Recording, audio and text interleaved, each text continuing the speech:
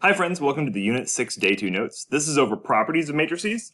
So with the properties of matrices, the biggest thing to note is that we're going to be talking about the dimensions of the matrix.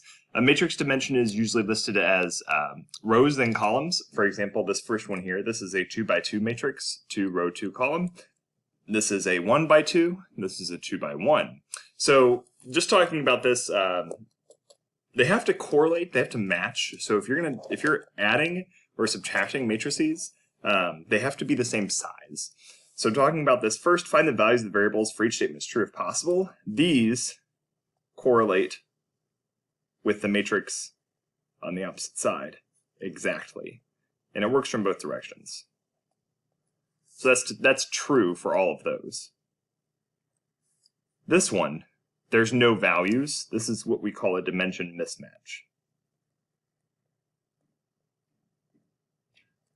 Because row 1, column 1 is the same in the other one, but however, the dimensions are not the same, being the same size row and the same size column.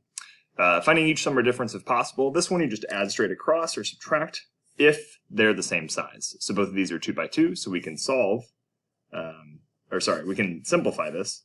3 plus 7 is 10. Negative 8 plus negative 5 is negative 13. 6, and then 0. Similarly, negative 12, 0, 7. This one's saying find a plus b if a is this and b is this. Again, dimension mismatch. So this doesn't work. 6, subtracting, you can do that as well. 8 minus negative 8. So that's going to be 8 plus 8. That gives me 16. Negative 9 minus 4 is negative 13. Plus 7, so that's 1. Negative 6 minus 11 is 2 minus 11 is negative 9. And then similarly down here as well, 9 minus 18 is negative 9. Negative 3 minus 12, negative 9, and then 0. And then a minus b if a is this and b is this. Again, dimension mismatch. So the main thing to note on a lot of these is that to solve these, the dimensions have to be the same. Matrix properties we already talked about, rows, columns, you can add, you can subtract, you can multiply. With dividing matrices, it's a little bit different. So you can multiply matrices only in a certain way. We'll talk about that here shortly. With this one, it says find each product. This is called a scalar. You're multiplying by a scalar. You just multiply each value by negative 3. So that's going to give you negative 6, positive 15, positive 12, and then 0. 4/5 of these values is the same idea there. So 4/5 of negative 25, let's see, that's going to be negative 5 times 4, negative 20, 8, 12, 9, yeah, 9, and then 9 times 4, so negative 36. Here, so this is where we're multiplying. Notice it says find a times b and b times a. What I'm going to do is I'm actually show you quickly how this is figured in the calculator. So let's see, we've got a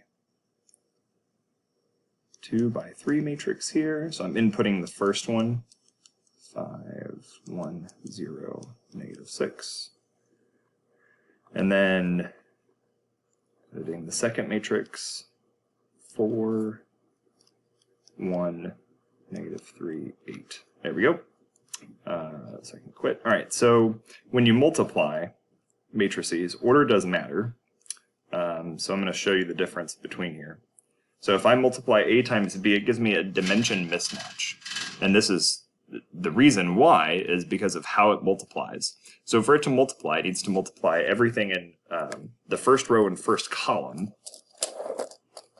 times everything in the first row and first column in the other one. And then so the other one was b times a. So matrix b times the matrix A, and this we actually do get a value. So this is dimension mismatch. This one, we got 13, negative 16, 14, negative 1, 12, and negative 63. When you multiply matrices together, the resulting matrix, again, depends on the order. So here, when we take the A times B here, so we're taking a 2 by 3 matrix, and we're going to be multiplying this by a 2 by 2 matrix.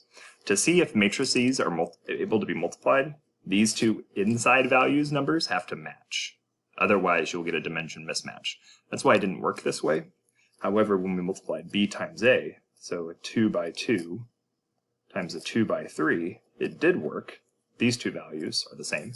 And then this tells you the row and columns of the resulting matrix. So that's why we ended up with a 2 by 3. With this value, C and D, you're going to get a value for both CD and DC. Normally, when multiplication, the order doesn't matter, we call that commutative. You can see the order does matter. Depending on how you order these, you can get entirely different results. One of these, we weren't able to get a result at all because of dimension mismatch, and then this one we were. There's nothing out of the ordinary from the rest. These are just additional examples covering that concept. So I'm going to stop here. You have some time now to work on some homework. If you have any questions, let me know. Have a good day.